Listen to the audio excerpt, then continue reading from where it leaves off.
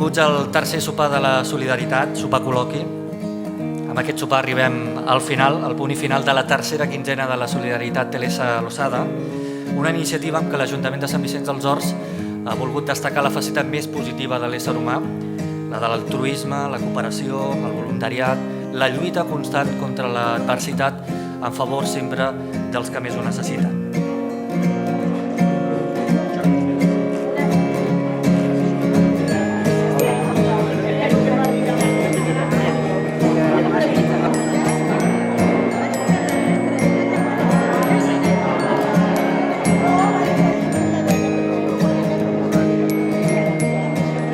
En totes les activitats ha destacat un comú denominador, l'exemple vital, els testimonis de diferents persones que posen rostre, cara, ulls a la solidaritat.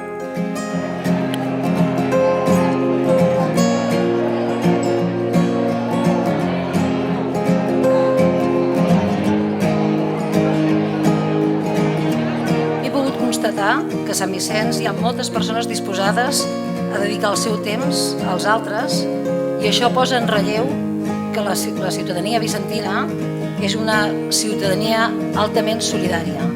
I això de poble solidari no és un eslògan, no és un lema, sinó que és una característica que també ens identifica com a poble.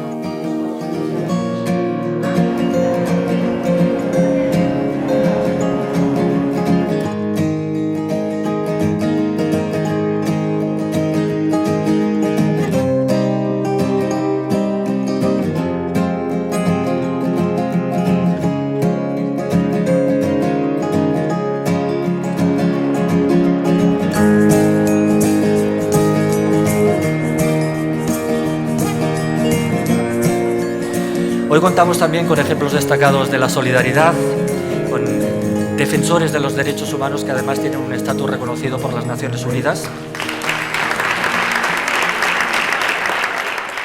Bueno, en vuestras respectivas zonas donde estáis viviendo y luchando, ¿nos podéis hacer una breve reflexión de vuestro papel? Yo fui la primera mujer que ingresó al grupo y preguntaba dónde están las mujeres y la respuesta de los hombres era: están en la casa cuidando a los niños, están en la casa cocinando, ahí es donde tienen que estar. I count myself, other than being a human rights defender, I also call myself a community organizer. That's my role.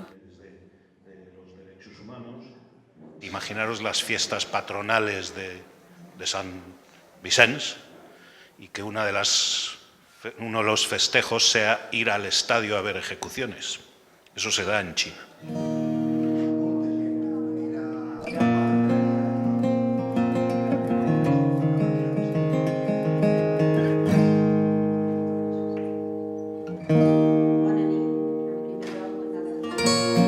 Vull aprofitar també que estic davant de tots vosaltres per agrair a les ONGs i les entitats que conformen la taula municipal de la solidaritat, perquè sense vosaltres, sense totes aquestes organitzacions, res seria possible de la manera que ho fem.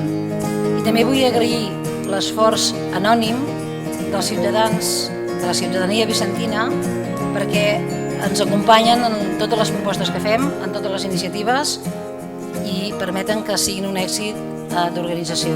Moltes gràcies.